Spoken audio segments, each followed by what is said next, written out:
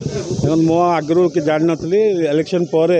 गोटे 2 मास पर जानी गोटे मनोज पंडा किए गोटे पिलाटी मो ना इलेक्शन पिटिशन मिथ्या पिटिशन कर जो जाक कि मोर ग्रांडफादर फादर जो जमी महामाई कॉलेज को डॉक्टर पेवेन राव को बिकी से जमी मो ना अच्छी मो इलेक्शन नॉमिनेशन पेपर उल्लेखन करनी बोली से गोटे कौन गोटे पकई पकई से तो मो ग्रांडफादर फादर थिला से जगह बिकी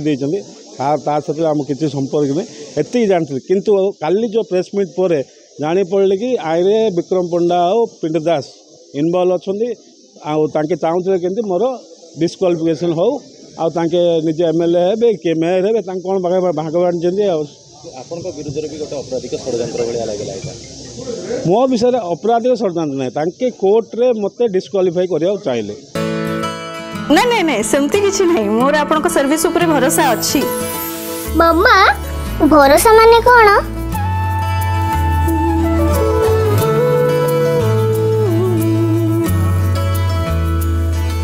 पात्र इलेक्ट्रॉनिक्स संपर्क एक भरोसार